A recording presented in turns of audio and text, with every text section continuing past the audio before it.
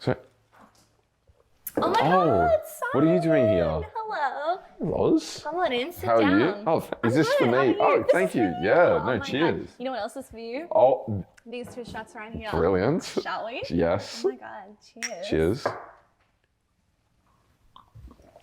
Ooh. Ooh. That one down my face.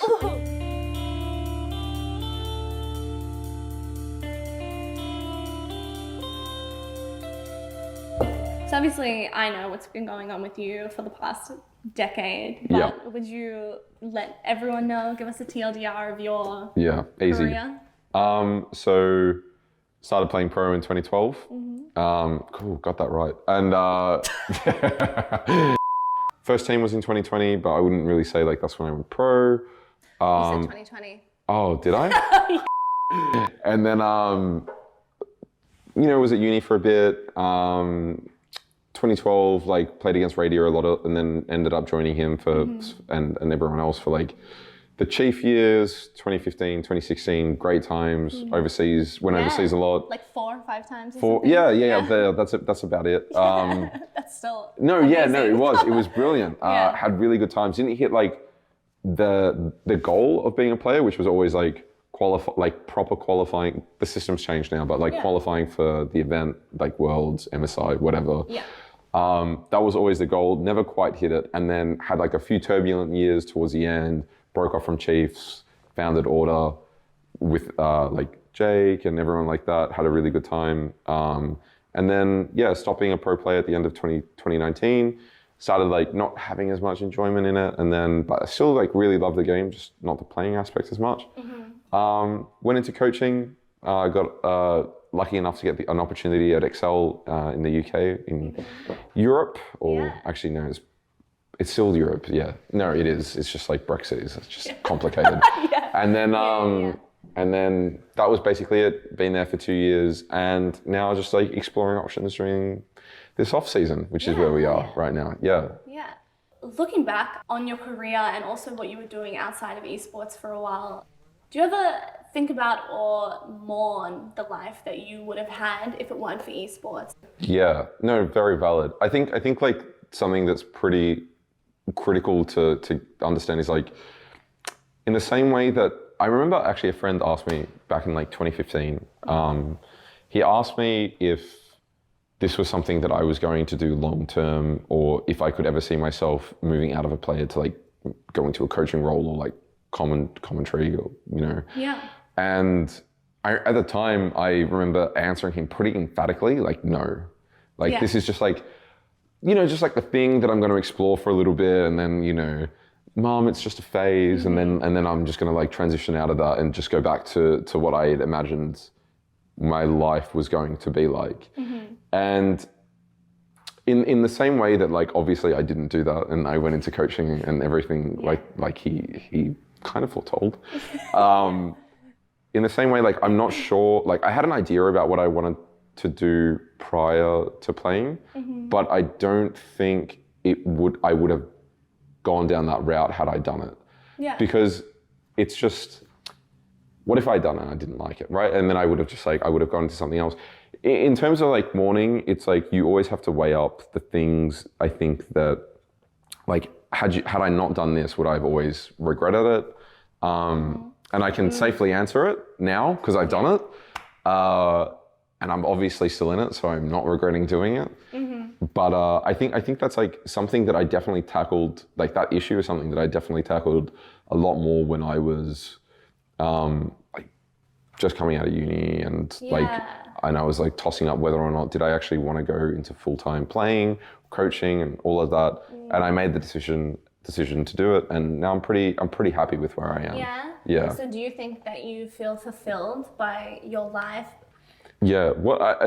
Okay, so the way that I kind of want to answer this is there's this, I felt like very fatigued a lot of the time doing a lot of things just generally, and I always had a very good time like with my friends and with my family, but I always, like getting to the places always felt like rather difficult. Like I had a very good time when I was there, and then that's like, and working up like the willpower to go to those kinds of, like it was always a bit draining. And I don't know what that necessarily stem from, but something now that it's so interesting because now that I'm working in coaching and I've like come to terms with the fact that I really actually like it, and then it's affected like that other aspect of my life where like now I come home and I'm very excited to see everyone.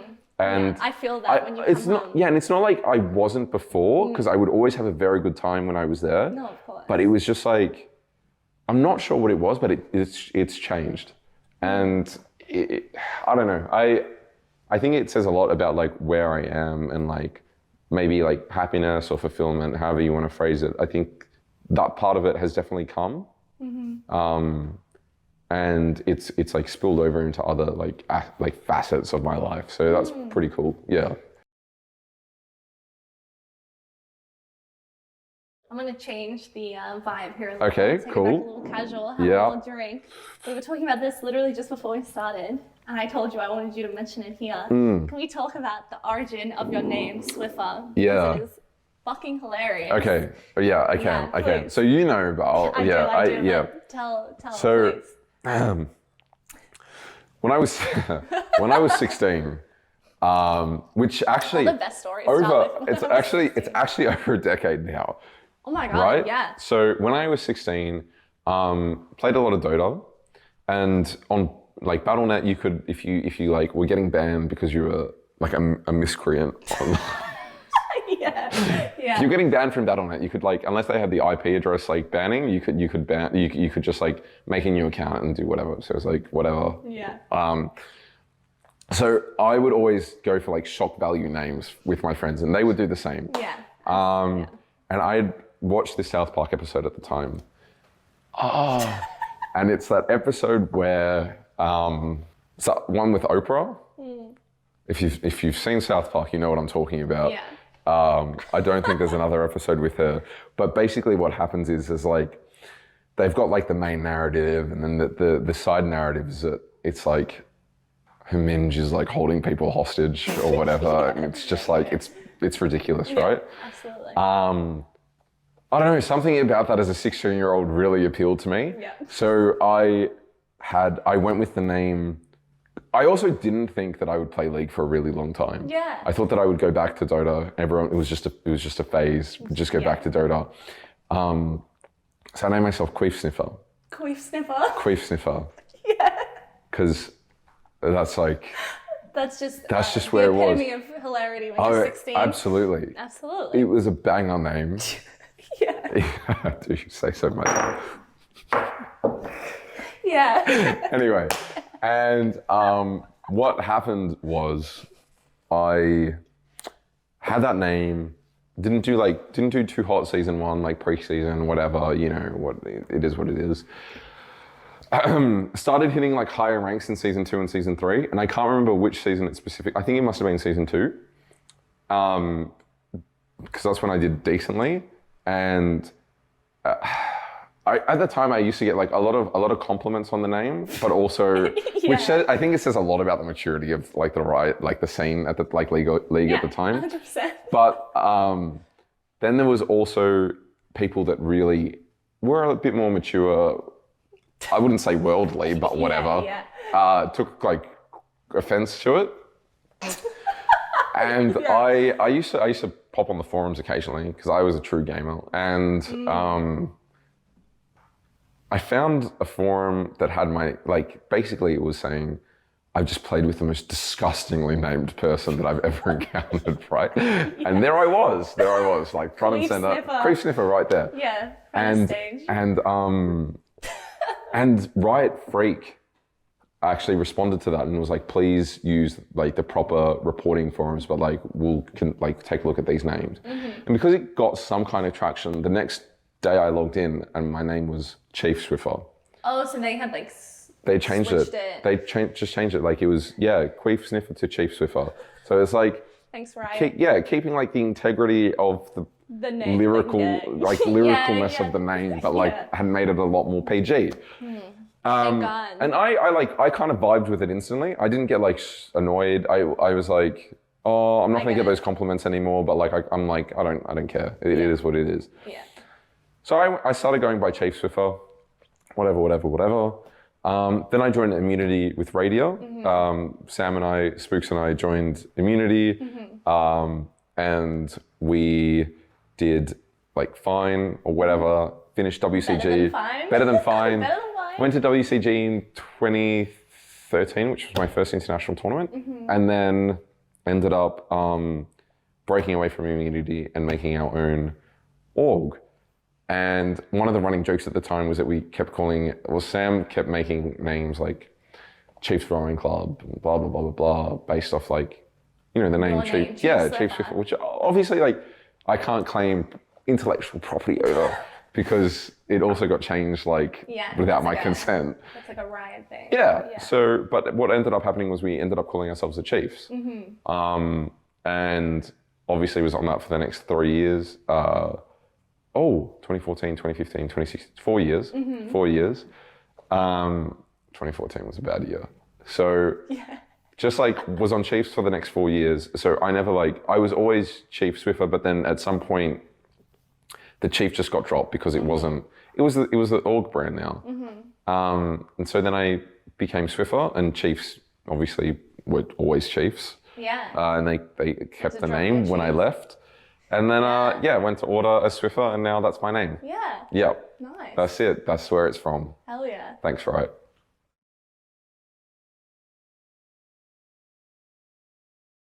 So cameras ran out of battery. We've changed stuff. Sorry. Didn't want to break the fourth wall so early. Couldn't help it, but here we are breaking the fourth wall. Fuck. So you mentioned you were a true gamer in the last question, which I think is so funny because it leads into this. I found 2 tweets from Sam Spooks, one of our close friends. He, in one, he said, I've never seen anyone check WoW economy subreddit every single day. And he also said, I've never seen anyone else addicted to WoW gambling before. Oh no. And this is something I've noticed being your friend for a while. You tend to nerd out. You tend to become a true gamer in things. When we play D&D, you get so into it.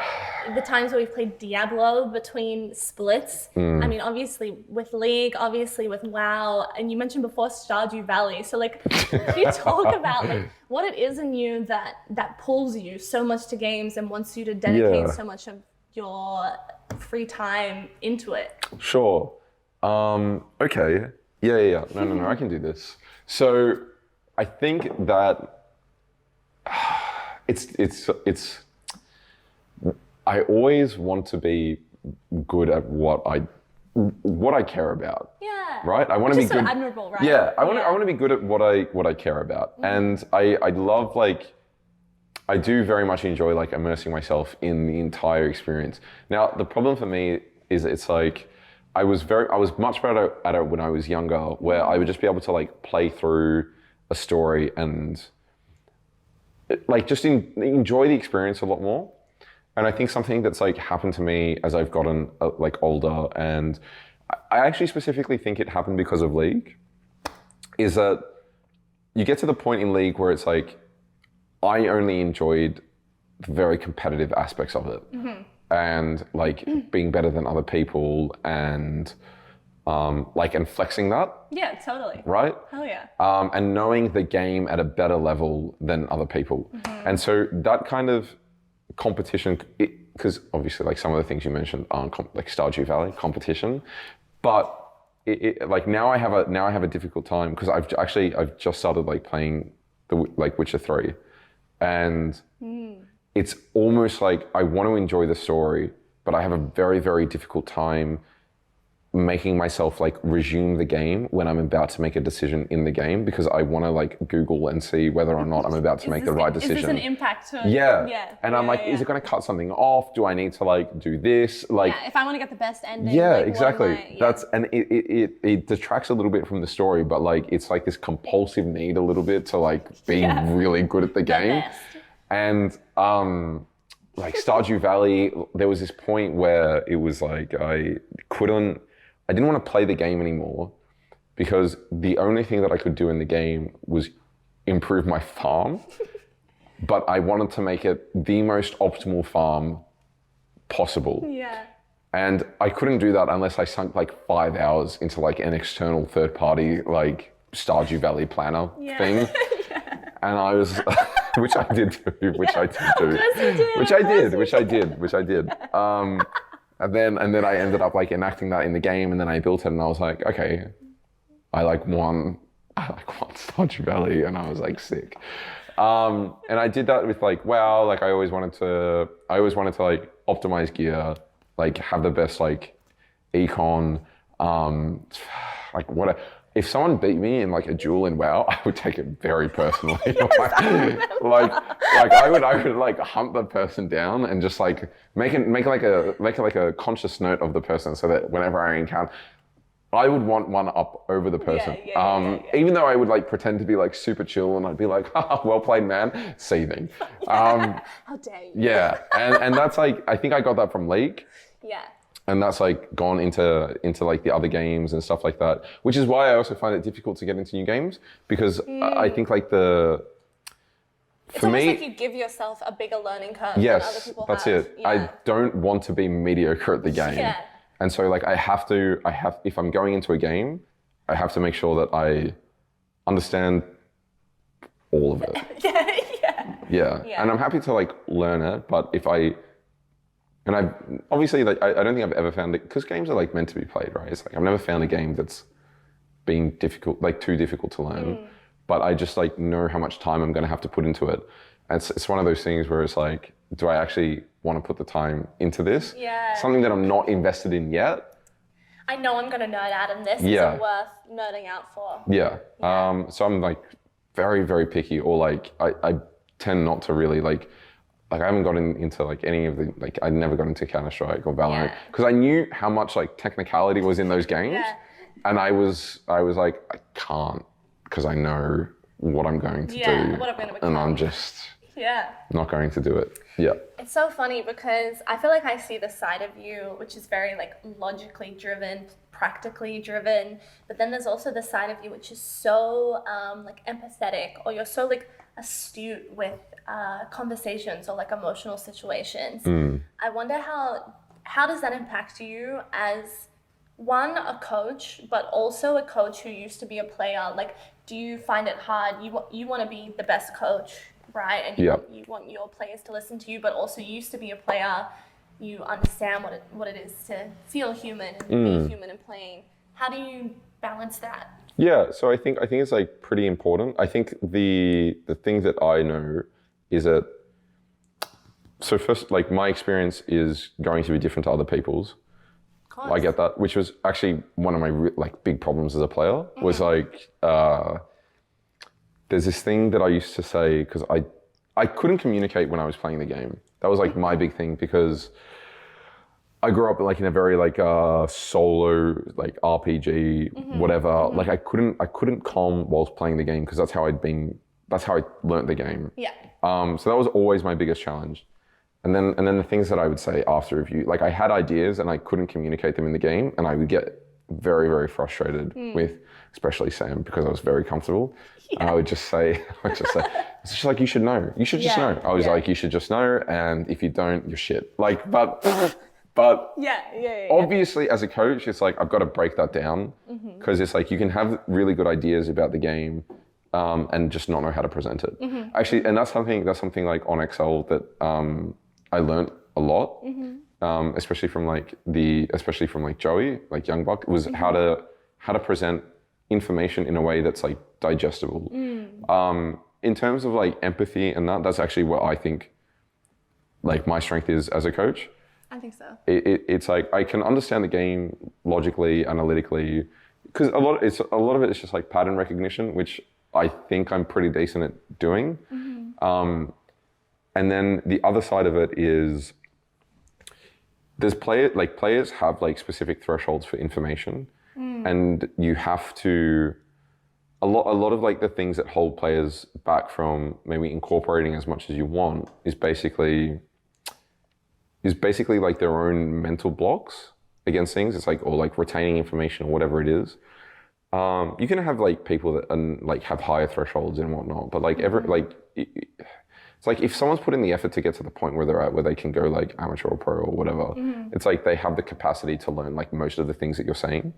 It's just like, how often can they access that information? And that's what like I think a very large part of the empathy like that's what I do. It's like you can see how the players like get frustrated in that, and I try to remove myself most of the time from like that to try and make it a lot more logical for them. But sometimes people just need someone to listen to as well, and it's like you have to know when to do that, and you have to know when to present a solution, when to just be an ear. I guess. And that's like obvious. Like I've only done it for 2 years, but I'd like to think that I've done that for a longer portion of time with friends, which is why I'd like to think that I'm decent at knowing when to do it. Obviously a learning thing, but like I also think that is my strength. So I don't really want to like undersell it. So I think it's a balancing act between the two. Do you think that, I mean, again, from your experience of being on teams and also now as a coach, do you think it's important to have close personal relationships with the people that you're playing with or working with, or do you think it's better to I think if you're a player, like yes, I think it's like very important if you're a player to like get in it. Yeah. Because I think it's like also that's like pretty evident historically. Yeah. It's just like you bond through like trials and whatnot, and it's like you tend to like open up in that because people see who you are when you're in a shit position. Right? That's just like that's how it is, because you can't hide it anymore because you're stressed. That's like you purely. And it's like you're stressed, you're like worried or whatever, and I think that's like super important that people understand what you're like in those kinds of scenarios. And you like and I think that's like very important, like, and yes, because you can trust people like that. I think in terms of like if you're talking about like the coaching, like the high, like what I think is like there should be like a hierarchy. I think it's like important because you need someone. People that are like friends and whatnot tend to. It's difficult to call each other out. A lot of it's actually it's good to do it, but also you don't want to strain the relationship. You have to have a very specific style of friendship to be able to call someone out and not take it personally. Exactly. And it's like, I think that's something that you develop over a very long time. And it's like, also, like you have to know like the sensitivities and whatnot. It's much easier if you have someone that's able to come in and just say it. That like you are like, you're on good terms with, but you also understand that, oh, okay, they've also got to act in like this processional capacity. And I'm not going to get offended because it's like, this is the It's not about me, it's about like the betterment of X, Y, Z, right? It's bigger than me kind of thing. And I think like having that perspective is very, very important. Now, I think that there were like, I think I found it difficult, especially initially, to draw that line because I was coming from being a player into coach. And like the only way that I knew how to get along with players was like, to kind of get at that level. Put yourself in as you were as a player. But then I realized that's not what the team needed. It's like they need someone that can actually, it's just like tell it as it is without causing offense. And to get that relationship, you need to establish it like very quickly. Otherwise, people get confused, right? And like, absolutely. I think it's super important. It's like the way that I like to think about me coaching is, if you've got that, might be conceited, cool friend, nice. cool teacher. Cool teacher from like year 12, uni, you know, like you're vibing with them. I still remember all of my cool teachers. That's like such an impact. Yeah, that's it. It's like, okay, you get me or whatever. I fuck up and, you know, you're not going to really like hammer me on it because you know that that's not what I'm like consistently. But also when it's go time, like it's go time, and they expect something from you. Yeah, and it's like when you need to listen to them, like you're going to listen to them.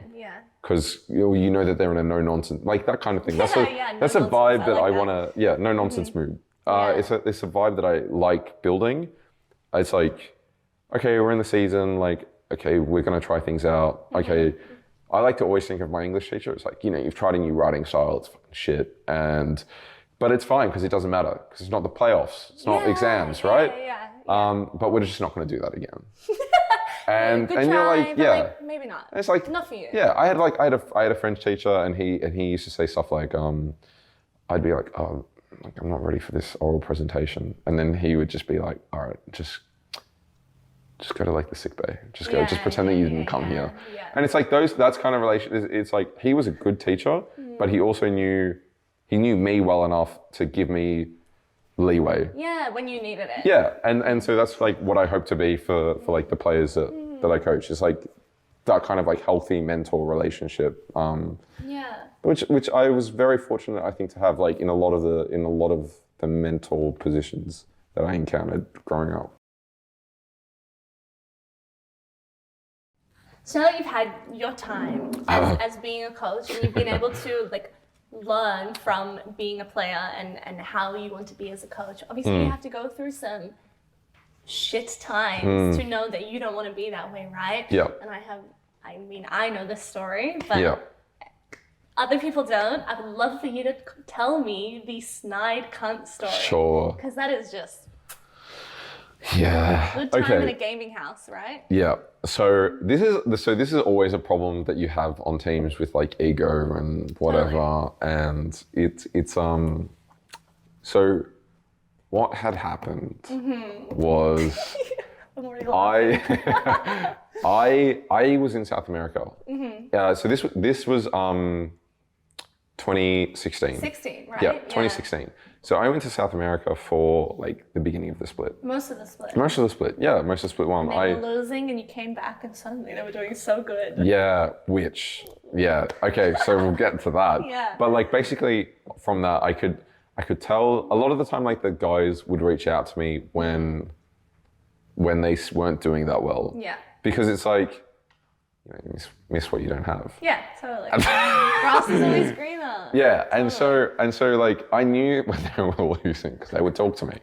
And we got like I came back to split one about I think maybe the 10 weeks. I think I came back like week 8. I actually don't know, but like I came back in the last like 2 weeks of the regular season or last week. And then you shit on everyone. Yeah, of course. And then I came back. I like had come back from like the year like 2015 where we won everything, and I was like, it's the same thing.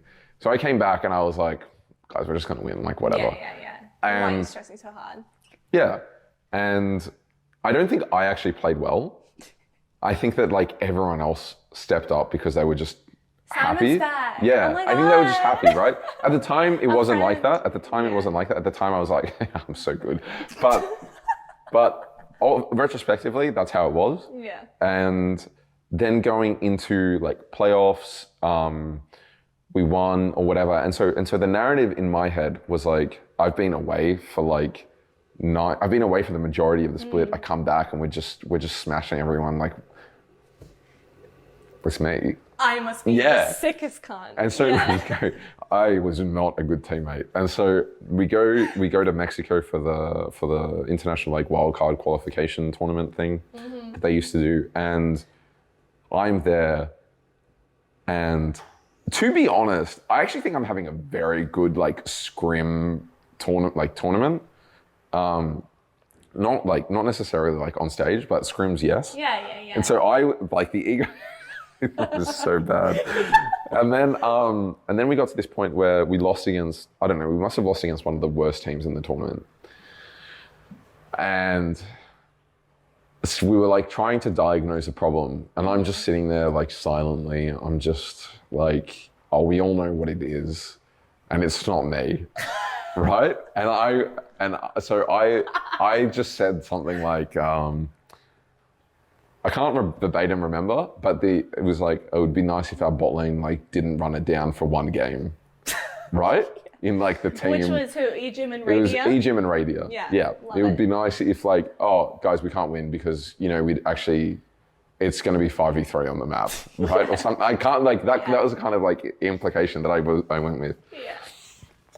And then I remember there was like this silence for 2 seconds, And Bryce, I can see. Ejim. Yeah, Ejim is like working through it. And then he kind of like just turns to me, and you know like the affect that he had, where he's just like, he just looks at you. Do you want to like? He's like, you know that thing, you know? I do. Totally he's like, why do you have to be such a snide cunt about it? Or it was like, why are you such a snide cunt? Something like that. So but the way he did it was like, why do you have to be such a snide cunt? Yeah, why? And I'm like, yeah. And I'm like, I've never been confronted before. Like me. Yeah, I was like, hang on. Snide cunt. No, hang on, no.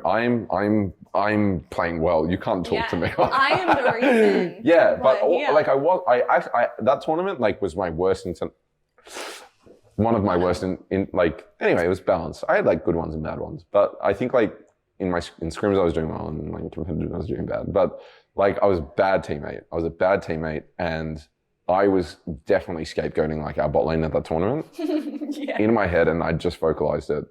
And Bryce obviously wasn't having a bar of it. Yeah. And that's how it happened. And I think either myself or someone else like tried to mitigate it instantly. Yeah. And I don't know if I'm giving myself too much credit if I said that I tried to do it. So I'm just going to pass it off to somebody else. Yeah. And I think like Sam or Frank I was going to say, someone, I feel like I could see Sam being like, hold on. Yeah. Sam or Frank were just like, oh, he didn't mean like, because we were in the middle of a tournament. So they obviously didn't want to have a explosion. Yeah. And so that's the snide cunt.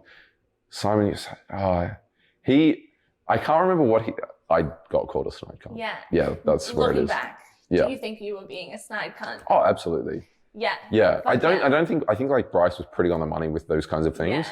Yeah. Bryce does, when something like hits a point, he will call it out. Yeah. He'll be like, actually, yeah, you're being a fucking snide cunt. Yeah, no, like, and it was good. I think that like checked me pretty well. I don't think I acted up in that tournament after that. After your scolding. After my scolding from Bryce. Yeah. And I think like we went on to have a pretty bad tournament. So thanks, Bryce. Good character development, but was it necessary at that time? Yeah, thanks, E-Gym. Cheers, E-Gym. We miss you.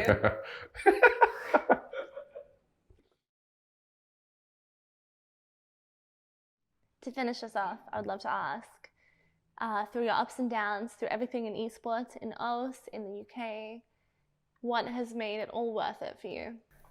I think it's like, for me, I think the biggest lesson was like just coming to terms with the fact that there is no peak. Yeah. I like it a lot, which because it reduces like so much like just general stress and anxiety just everywhere, because it's like, oh my God, I need to like hit these milestones by X, Y, Z. Yeah. It's just so stupid. But like, agreed. It's not that.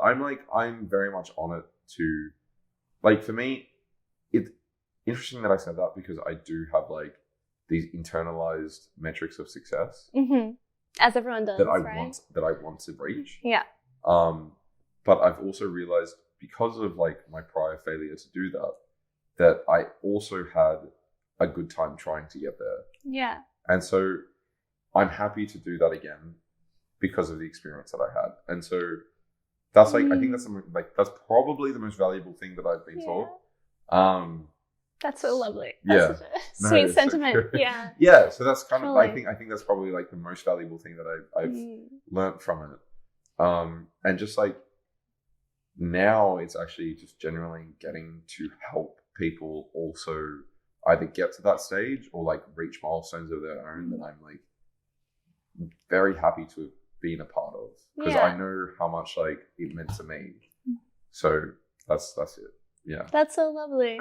Yeah. No, truly, I think that's such a beautiful answer. Yeah. And you know what? We're at the end now. Let me tell you, thank you so much for coming to this. Been such a pleasure. I have been looking forward to this so much, and I'm so fortunate to have you as my first guest. I still feel so fucking lucky to have you here. Yeah. Let's break the fourth wall for a second to this camera.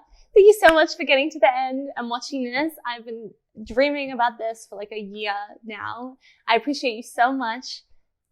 Thank you. Thank you so much. I hope you enjoyed, and we'll see you in episode 2. Thanks for having us. Thank you. Cool. I hope that was okay. I hope that ending was fine. I found these 2 tweets and they were both from Sam Spooks, who you had just met. One more time. I can't say the word mentioned. Mentioned? Because it's got men in it. Men are pigs. Because I hate men.